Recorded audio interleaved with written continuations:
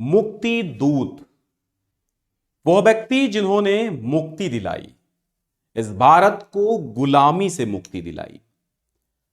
आइए आज इसी खंड काव्य को हम पढ़ाते हैं आप सभी को।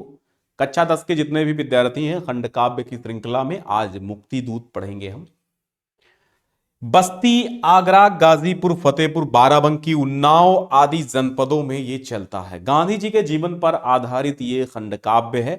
बढ़ते हैं हम इसके प्रश्नों की ओर। पहला प्रश्न आपकी स्क्रीन पर है और वैसे भी आप अपने विषय अध्यापक से पूछ लें, अगर आपका खंड काव्य मुक्ति दूत है तो आप जरूर पढ़िएगा। शेयर कर दीजिए थोड़ा सा। सबसे पहले तो आपको प्रथम सर्ग का सारांश, इस कथानक का अर्थ क्या होता है, समरी या सारांश। ठीक है, प्रथम सर्ग में कथानक का मतलब शॉर्टकट में स्टोरी होती है या समरी होती है। प्रथम सर्ग में महात्मा गांधी जी के चरित्र की महानता का वर्णन किया गया है। अब गांधी जी में तो आप जानते हैं सत्य अहिंसा के मार्ग पर चलने वाले व्यक्ति थे। कवि ने महात्मा गांधी को अवतार के रूप में स्वीकार किया है। उन्होंने कहा है कि ये केवल अवतार हैं, महात्मा गांधी जो है अवतार हैं। गांधी जी भारतवर्ष के ही नहीं अपितु विश्व के संकट का निवारण करने के लिए उसी प्रकार अवतरित हुए हैं जिस तरह राम, जिस तरह कृष्ण, जिस तरह गौतम, महावीर, ईसा आदि, मोहम्मद साहब, गुरु नानक आदि महापुरुष भगवान के रूप में अवतरित हुए थे, उसी तरह बापू भी इस धरती पर अवतरित हुए हैं, ऐसा कवि का मानना इस खंड काव्य में है। जिस प्रकार लिंकन ने अमेरिका का और नेपोलियन ने फ्रांस का उद्धार किया था, अब्राहम लिंकन ने अमेरिका का उद्धार किया था और नेपोलियन ने फ्रांस का उद्धार किया था, उसी प्रकार गांधी जी ने भारतवर्ष को शताब्दियों पुरानी गुलामी की जंजीरों से आजाद किया। गांधी जी का जन्म गुजरात के पोरबंदर में होता है 2 अक्टूबर को, ये सभी लोग जानते हैं। और उनके पिता का नाम श्री करमचंद गांधी और माता का नाम पुतलीबाई था। ठीक है, गांधी जी के जीवन पर उनकी माता के चरित्र की गहरी छाप थी। बचपन में ही सत्यवादी हरिश्चंद्र और श्रवण कुमार जैसे आदर्श चरित्र से गांधी जी बहुत ही ज्यादा प्रभावित हुए थे। गांधी जी के मूल आदर्श हरिश्चंद्र थे और श्रवण कुमार थे, तो उन्हीं के आदर्शों पर चलते थे गांधी जी। गांधी जी को हरिजन तथा हिंदुस्तान दोनों से मोहब्बत थी। हरिजनों का उद्धार और हिंदुस्तान की मुक्ति, हिंदुस्तान को गुलामी की जंजीरों से छुड़ाना और हरिजनों का उद्धार करना ही गांधी जी का मूल ध्येय था, मूल लक्ष्य था। इस संदर्भ में एक उदाहरण दृष्टव्य है जो कि कविवर ने लिखा है कि तुम तो सदा यही कहते थे मुझको है सब एक समान। क्या कहते हैं कि तुम तो सदा यही कहते थे मुझको है सब एक समान, कैसे दिव्य नयन ये मेरे दोनों हरिजन हिंदुस्तान, दोनों हरिजन हिंदुस्तान। वो कहते थे कि दिव्य नयन है। 30 वर्षों तक अनगिनत समस्याओं से जूझते रहे। उनके अथक प्रयासों से ही भारत को स्वतंत्रता प्राप्त हुई। यह पहला सर्ग था। अब दूसरा सर्ग आता है। दूसरा सर्ग क्या आता है? दूसरे सर्ग की कथा इस प्रकार है। खंड काव्य के मूल कथानक का विकास दूसरे सर्ग में ही हुआ है। पहले सर्ग में गांधी जी के चरित्र का वर्णन, गांधी जी के जीवन का वर्णन और गांधी जी के गुणों पर प्रकाश डाला गया है। गांधी जी को आदर्श बताया गया है, अवतार बताया गया है। दूसरे सर्ग में विकास हुआ है कथा का। एक बार गांधी जी ने स्वप्न में अपनी माता को देखा, जिससे गांधी जी को अपनी माता द्वारा दी गई समस्त शिक्षाएं याद हो गईं। उनकी माता ने उन्हें समझाया था कि बेटा सत्य के मार्ग पर चलना, अहिंसावादी बनना, न्याय प्रिय बनना।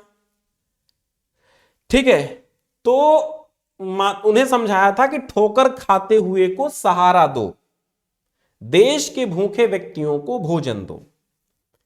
माता की वाणी गांधी जी के हृदय को स्पर्श कर गई। अब क्या था? उन्होंने मन ही मन संकल्प लिया कि वे देश के दीनहीन व्यक्तियों को सहारा देंगे और अपनी जन्मभूमि के बंधन काट डालेंगे। उनके मन में कुछ आदर्श विचार इस प्रकार उत्पन्न हुए, जैसे सभी भारतवासी उनके सगे भाई हैं, ऐसा गांधी जी को फील हुआ। यदि देश का एक भी बालक नंगा भूखा है तो मुझे सुख किस प्रकार मिल सकता है। अछूतों को भी उसी ईश्वर ने पैदा किया है, इन अछूतों ने उच्च वर्णों के प्रति सहानुभूति प्रकट की है, फिर इनके प्रति भेदभाव कैसे रखा जा सकता है। यानी जिनको अनटचेबल बोलते हैं, अस्पृश्य बोलते हैं, अछूत बोलते हैं, उन्होंने जितने भी उच्च वर्ग के लोग हैं उनके प्रति तो उन्होंने सहानुभूति ही, सहायता ही की है। फिर उनसे भेदभाव क्यों? निम्न जाति में पैदा हुए सत्यकाम को जब गौतम ऋषि शिक्षा दे सकते हैं, सबरी के जूठे बेर भगवान राम खा सकते हैं, हां, तो फिर इन हरिजनों को हृदय से किस प्रकार अलग किया जा सकता है। कि कुल गुरु वशिष्ठ जैसा ज्ञानी, कुल गुरु वशिष्ठ जैसा ज्ञानी खुद ही निषाद से लिपट गया। कुल गुरु वशिष्ठ जैसा ज्ञानी खुद ही निषाद से लिपट गया। हरिजन शबरी के बेरों से भर पेट राम ने निपट लिया, भर पेट राम ने लिपट लिया। सबरी के जूठे भेरों में राम मिलेंगे भील घरों में, या जटायु के कटे परों में। राम इष्ट हैं, दया सिंधु हैं, जन आस्था के केंद्र बिंदु हैं। तो राम राम थे, उन राम के आदर्श पर चलने वाले महात्मा गांधी ने भी सोचा कि क्यों न हम इन हरिजनों का उद्धार करें। क्योंकि राम ने किसी उच्च वर्ण के लोगों का सहारा नहीं लिया था, राम ने दलितों का सहारा लिया था, और दलितों का सहारा लेकर के उन्होंने रावण पर विजय पाई थी। निषाद राजगुह को सीने से लगाने वाले उच्च वर्ण के वशिष्ठ जब उस निषाद राजगुह को सीने से लगा सकते हैं, तो गांधी ने सोचा कि हम क्यों हरिजनों का उद्धार नहीं कर सकते। गांधी जी विचार करते थे कि समाज में व्याप्त जो भेदभाव की भावना है, इसको मिटाना ही होगा। निर्धन और धनवान का भेद ईश्वर द्वारा नहीं, हमारे द्वारा बनाया गया है, क्योंकि ईश्वर ने सबको सेम पैदा किया, सेम प्रकार से बनाया। यदि किसी हरिजन के मंदिर में प्रवेश करने से मंदिर अपवित्र हो जाता है, तो उस मंदिर में भगवान का वास नहीं हो सकता। और यही सोचकर गांधी जी ने हरिजनों को भी अपने आश्रम में रहने का निमंत्रण दिया। गांधी जी के इस कार्य की यह प्रतिक्रिया हुई कि जनता ने आश्रम को चंदा देने से इनकार कर दिया। आश्रम के प्रबंधक मगनलाल ने के निराशाजनक शब्दों को सुनकर गांधी जी क्रोधित हो गए। उनके मन में अभी अफ्रीका में हुए अपमान की याद शेष थी, जहां काले गोरे का भेद था।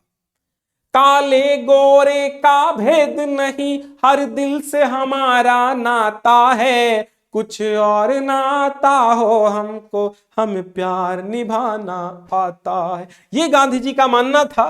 काले घोरे का भेद मिटाकर के अफ्रीका से वे आए थे, उनके खिलाफ आंदोलन किया था। वहां ऊंच नीच का भेदभाव व्याप्त था। वहां पर गांधी जी ने कहा कि यदि जनता आश्रम के लिए चंदा नहीं देती तो मैं हरिजनों की बस्ती में ही रह लूंगा, पेड़ के नीचे सो लूंगा, परंतु मैं आदमी आदमी में भेद नहीं कर सकता। ईश्वर के बनाए हुए मनुष्यों में हम मनुष्य ही भेद की दीवारें क्यों खड़ी करें। मेरे जीते जी घृणा और द्वेष की आंधी नहीं चल सकती। पहले देश स्वतंत्र हो जाए, फिर मैं हरिजन समस्या का भी निवारण करूंगा। गांधी जी के इस कथन से आश्रम वासियों में नवीन चेतना जागृत हुई। वे गांधी जी के असाधारण गुणों से भी परिचित हुए। एक बार गांधी जी ने स्वप्न में गोपाल कृष्ण गोखले को देखा। गोखले ने गांधी जी को स्वतंत्रता के मार्ग पर निरंतर चलने की प्रेरणा दी थी, और गोखले ने आशा प्रकट की कि गांधी जी ही भारतवर्ष के मुक्तिदूत बनेंगे। और गांधी जी ने भी देश की स्वतंत्रता के लिए मर मिटने के दृढ़ संकल्प को एक बार फिर मन ही मन में दोहराया। अब तीसरे सर्ग की कथा। तीसरे सर्ग में क्या होता है? भारत की दुर्दशा और अंग्रेजों के अत्याचारों का वर्णन विस्तार पूर्वक कहां किया गया है? तीसरे सर्ग में किया गया। भारत में अंग्रेजों का शासन था, अंग्रेजों का बोलबाला था। भारतवासी अपमान का जीवन जी रहे थे। केवल वही लोग दुखी थे जो अंग्रेजों के तलवे चाटते थे, जो चापलूस थे, अंग्रेजों के तलवे चाटते थे, वही दुखी थे। गांधी जी ने भारत की दुर्दशा को ठीक प्रकार से समझा, सुलझे दिमाग से समझा, भली भांति समझा। उन्होंने अंग्रेजों के प्रति पहले तो नम्रता की नीति अपनाई, किंतु अंग्रेजों का हृदय बदलता हुआ न देखकर उन्होंने उनके विरुद्ध सविनय अवज्ञा आंदोलन चलाया और इसी समय विश्व युद्ध छिड़ गया, वर्ल्ड वार हो रहा था। गांधी जी को यह आशा थी कि विश्व युद्ध में अंग्रेजों की सहायता करने से उनके मन में भारतीयों के प्रति अधिक सहानुभूति उत्पन्न हो जाएगी। ठीक, अतः उन्होंने देशवासियों से अंग्रेजों की सहायता करने का आह्वान किया। परंतु युद्ध में जीतने के बाद अंग्रेजों ने भारतीयों पर और ज्यादा अत्याचार किया। पयापानम भुजंगनम केवल विश्ववर्धनम, वो ऐसे गोरे सांप थे जिनकी सहायता करना और खतरनाक हो गया, क्योंकि सांप को दूध पिलाना उसके जहर को बढ़ाना है और कुछ नहीं है। अंग्रेजों द्वारा बनाए हुए काले कानून का गांधी जी ने विरोध किया, जिसे हम रॉलेट एक्ट कहते थे, काला कानून, बिना अपील, बिना वकील, बिना दलील का कानून। उनके साथ देश के अनेक महान नेता, जवाहरलाल नेहरू, बाल गंगाधर तिलक, महामना मदन मोहन मालवीय, जिन्ना पटेल आदि भी संघर्ष में कूद पड़े। इन्हीं दिनों जलियांवाला बाग की अमानवीय घटना घटित हुई, जनरल डायर। ठीक, अब क्या हुआ, अंग्रेजों ने निरपराध मासूम भारतवासियों को बंदूक की गोलियों से भून डाला। बैसाखी के दिन अमृतसर के जलियांवाला बाग में 1919 ईस्वी में अंग्रेजी शासन के विरुद्ध एक प्रस्ताव पारित करने के लिए जनता एकत्र हुई। तभी अचानक जनरल डायर ने वहां उपस्थित निहत्थे लोगों पर, निहत्थी जनता पर गोलियों की बौछार करा दी और बाग में सर्वत्र खून ही खून हो गया। इस हृदय विदारक घटना से गांधी का हृदय रोष से भर गया, क्रोध से भर गया। अब उन्होंने ये अच्छी तरह से समझ लिया कि भारतवर्ष में अंग्रेज जाति अधिक दिनों तक नहीं रह सकती। फिर चौथा सर्ग आता है। चौथे सर्ग में क्या होता है कि गांधी जी द्वारा चलाए गए अनेक आंदोलनों का वर्णन किया गया है चौथे सर्ग में। चौथे सर्ग में सारे के सारे आंदोलन है, वो चाहे सत्याग्रह हो, चाहे वो सविनय अवज्ञा हो, असहयोग आंदोलन। इस सर्ग में अगस्त 1920 ईस्वी में गांधी जी ने असहयोग आंदोलन प्रारंभ किया। 1920 में क्या प्रारंभ किया? असहयोग आंदोलन, जिसे कवि ने संगर या संग्राम की संज्ञा दी है। संग्राम की संज्ञा से अभिहित करते हुए क्या लिखा है कवि ने? लिखा है कि नवयुग का शुभ आरंभ हुआ, गांधी संगर में कूद पड़े, अब राजनीति की देहरी पर सीधे तनकर हो गए खड़े, सीधे तनकर हो गए खड़े। नवयुग का शुभ आरंभ हुआ, गांधी संगर में कूद पड़े, अब राजनीति की देहरी पर सीधे तनकर हो गए खड़े।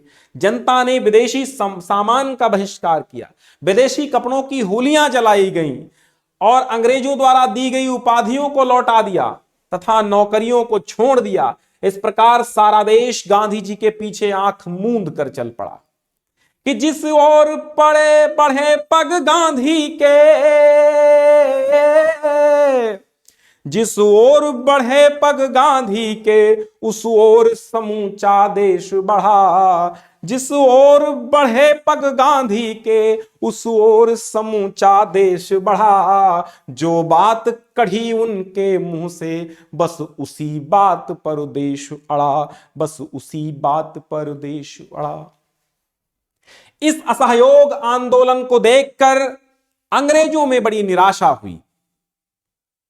भाई, आप जब काम ही नहीं करोगे अंग्रेजों का तो होगा क्या? गांधी जी ने साइमन कमीशन का विरोध किया। इस आंदोलन में पंजाब केसरी लाला लाजपत राय व नेताजी सुभाष भी सम्मिलित हो गए कि पंजाब केसरी तड़प उठा, साइमन कमीशन पीछे जा। पंजाब केसरी उछल पड़ा, पंजाब केसरी तड़प उठा, साइमन कमीशन पीछे जा। नेता सुभाष फिर गरज उठा, साइमन कमीशन पीछे जा। अंग्रेजों के अत्याचारों के विरोध में भारतीयों के द्वारा किए गए इस तिरस्कार के परिणाम स्वरूप अंग्रेज हिंसा पर उतर आए। संपूर्ण देश, समूचा भारत देश जो था, उसमें हिंसक क्रांति प्रारंभ हो गई। अरे गांधी जी जिस अहिंसा के मार्ग पे चल रहे थे, हिंसा नहीं करना चाहते थे, आखिर में वो देश हिंसा पर उतारू हो गया। गांधी जी ने भारतीय जनता को समझाया और उसे अहिंसा के मार्ग पर चलने की प्रेरणा दी।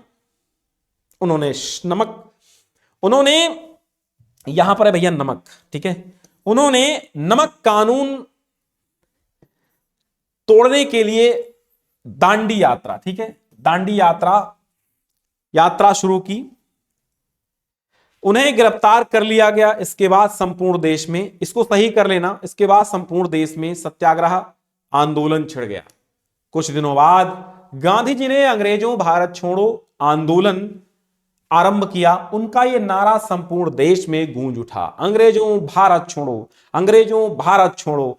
इस आंदोलन में विदेशी वस्तुओं की होली जलाई गई, थानों में आग लगा दी गई, रेलवे लाइनों को उखाड़ फेंका गया और सड़कों तथा पुलों को तोड़ दिया गया। जनता में वो ताकत होती है कि किसी भी बड़ी सरकार को गिरा सकती है।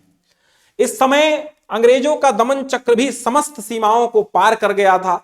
गांधी जी ने मृत्यु की परवाह किए बिना बलिदान के लिए जनमानस का आह्वान किया। क्या कहा कि मरने की चाह जिन्हें होती, जीने की कला वही जाने, जीने की कला वही जाने। मरने की चाह जिन्हें होती, जीने की कला वही जाने। और जीने की चाह जिन्हें केवल वे कायर, मरना क्या जाने वे कायर। ये जब लिखेंगे आप कॉपी में ना, तो 4 चांद लग जाएंगे भैया, पूरे में से पूरे अंक मिलेंगे। गांधी जी ने अनशन प्रारंभ किया। अनशन यानी कि कुछ भी ना खाना। इसी समय कारावास में बंद उनकी धर्मपत्नी कस्तूरबा की मृत्यु हो गई। गांधी जी इस आघात से क्षण भर के लिए व्याकुल अवश्य हुए, परंतु उनकी पत्नी के स्वर्गवास ने अंग्रेजों के विरुद्ध उनके मनोबल को और अधिक दृढ़ कर दिया। वस्तुतः यह सर्ग गांधी जी के कर्मयोग अथवा उनकी देन का प्रतीक है, जिसका वर्णन कवि ने इन पंक्तियों में किया है। सघन तम को करके विच्छिन्न, भुवन को दे दिन भर उजियार। ठीक है, 5वां सर्ग आता है और 5वें सर्ग में क्या होता है वो समझिए। खंडकाव्य के 5वें सर्ग में अंग्रेजों की निराशा का वर्णन किया गया है कि अंग्रेज अब निराश होने लगे थे। 1945 आता है, 1945 आता है, देश की आजादी के 2 साल पहले की बात। द्वितीय महायुद्ध के समाप्त हो जाने पर, सेकेंड वर्ल्ड वॉर के समाप्त हो जाने पर विश्व की राजनीति में बहुत सारा परिवर्तन हुआ। इंग्लैंड में चुनाव हुए और वहां मजदूर दल की सरकार भी बनी। इंग्लैंड के प्रधानमंत्री एटली ने घोषणा की कि जून 1947 ईस्वी से पूर्व ही अंग्रेज भारत छोड़ देंगे। इस सूचना से संपूर्ण देश में प्रसन्नता की लहर दौड़ गई। परंतु इसी समय अंग्रेजों के षड्यंत्र और मुस्लिम लीग की हठधर्मिता से पाकिस्तान बनाने की बात भी सामने आई। मोहम्मद अली जिन्ना पाकिस्तान बनाने की बात पर अड़े रहे। मोहम्मद अली जिन्ना पाकिस्तान बनाने की बात पर अड़े रहे। परिणाम यह हुआ कि 15 अगस्त सन 1947 ईस्वी को स्वतंत्रता प्राप्ति के साथ साथ देश के 2 टुकड़े हुए। देश 2 टुकड़ों में विभाजित हो गया। ठीक है, देश 2 टुकड़ों में विभाजित हो गया। नोआखाली में हिंदू मुस्लिम दंगे भड़क उठे। इससे गांधी जी को बड़ा दुख हुआ। उन्होंने सांप्रदायिक दंगों को शांत करने का भरसक प्रयत्न किया और इस प्रकार भारतवर्ष के स्वाधीनता संग्राम का अंत तो हुआ, परंतु देश के विभाजन से गांधी जी को बहुत दुख भी हुआ। उन्होंने देश की बागडोर जवाहरलाल नेहरू के हाथों में सौंपकर संतोष की सांस ली। खंडकाव्य के अंत में गांधी जी साबरमती आश्रम के किनारे बैठकर देश के प्रति किए गए अपने महान कार्यों का विश्लेषण करते हुए दिखाए गए हैं। वे भारत के उज्जवल भविष्य की कामना करते हैं और इसी के साथ खंडकाव्य की कथा भी समाप्त हो जाती है। रहो खुश मेरे हिंदुस्तान,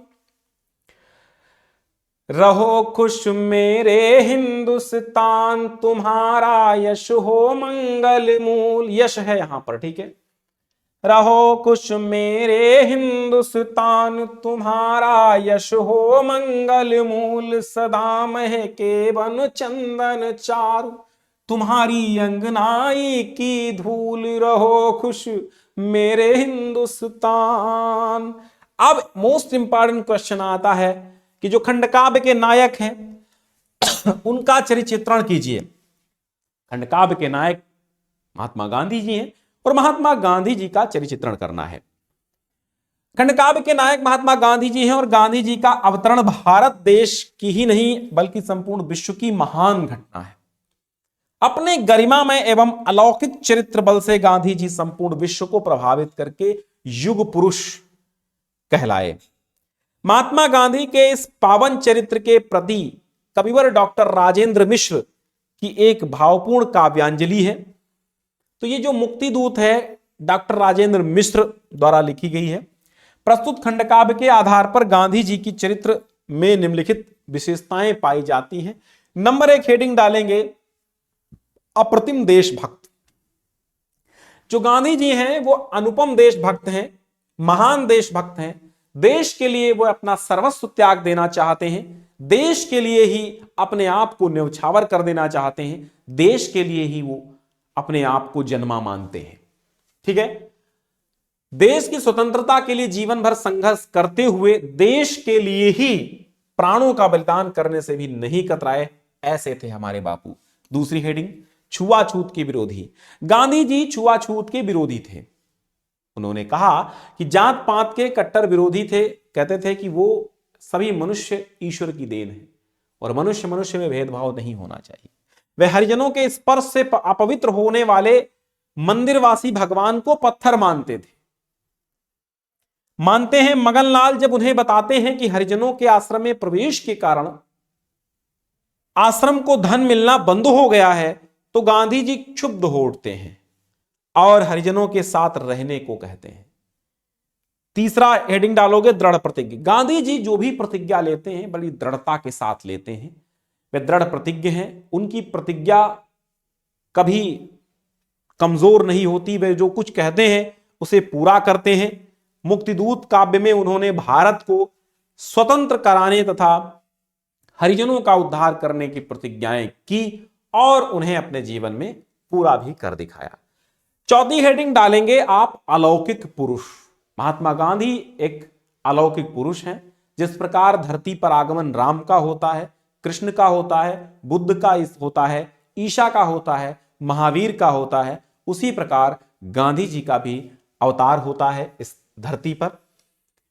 भारत में अंग्रेजों के अत्याचार बढ़ने पर ईश्वर की दिव्य शक्ति गांधी जी के रूप में अवतरित हुई थी। वे एक युग दृष्टा एवं अलौकिक पुरुष थे। ऐसे महापुरुष पृथ्वी पर अवतार के रूप में कभी कभी प्रकट होते हैं जो पृथ्वी के दुखों का हरण करने के लिए आते हैं। इस प्रकार से मुक्तिदूत के नायक गांधी जी साधारण मनुष्य न होकर एक दिव्य पुरुष के रूप में हमारे सामने उपस्थित होते हैं। दलितों व हरिजनों के उद्धारक। पांचवी हेडिंग, महात्मा गांधी ने जीवन पर्यंत दलितों और हरिजनों का उद्धार किया, पिछड़ों का उद्धार किया, उनको गले से लगाया। वे बहुत दिनों तक हरिजनों की बस्ती में रहे भी। गांधी जी के जीवन का मुख्य उद्देश्य भी हरिजनों का उद्धार करना ही था। और कवि अपने शब्दों में बताते हैं कि दलितों के उद्धार हेतु ही तुमने झंडा किया बुलंद, 30 वर्ष तक रहे जूझते अंग्रेजों से अथक अमंद। तो मातृभक्त छठी हेडिंग है, माता के भक्त भी थे। गांधी जी मां के प्रति अगाध श्रद्धा रखते थे क्योंकि श्रवण कुमार को अपना आदर्श गांधी जी मानते थे और भक्ति की भावना अपने माता के प्रति रखते थे। मां को स्वप्न में देखने पर वे सोचते हैं मां जैसी कहीं नहीं ममता, और वे मां की प्रेरणा से ही देश की सेवा में जुट जाते हैं। गांधी जी ने उदारता, परोपकार, दया तथा सत्यता आदि गुणों को मां से ही सीखा था। जो कुछ उनकी मां ने सिखाया वो गांधी जी बने। महान देशभक्त। देशवासियों की दुर्दशा देखकर गांधी जी का हृदय व्यथित हो जाता है और वे जीवन की अंतिम सांस तक देश सेवा करने का व्रत लेते हैं। संतानें इनकी कोटि कोटि हैं, मेरे लिए सगे भाई, आबरू और इज्जत इनकी रखने की आज कसम खाई। सचमुच महात्मा गांधी स्वयं का सुख वैभव त्याग कर सारा जीवन देश सेवा में समर्पित कर देते हैं। इस प्रकार हम देखते हैं कि एक दिव्य पुरुष, अलौकिक गुणों से संपन्न, प्रखर बुद्धि वाले, स्वतंत्रता संग्राम सेनानी और कह सकते हैं कि समस्त राष्ट्र के पिता महात्मा गांधी की चारित्रिक विशेषताओं पर हम लोगों ने क्या प्रकाश डाला है ना। फिर कहता है, आप अगला देखेंगे, लास्ट का ये जो आता है क्या प्रश्न कि आप सारांश लिखिए मुक्ति दूत का। तो मुक्ति दूत का सारांश ऊपर जितने हमने सर्ग पढ़ाए हैं उन सारे सर्गों की कथा को आप जब एक साथ लिखेंगे शॉर्टकट में तो वो आपका कथानक बन जाएगा। तो पहले 4-5 जो सर्ग हैं उनका आराम से आप कथा पढ़िए। अभी जो वीडियो में समझ में ना आया हो दोबारा देखिए, वैसे समझ में तो आ गया होगा है ना, क्योंकि सरल भाषा में हमने समझाने की कोशिश की है। तो ये जो है हो गया आपका, ठीक है।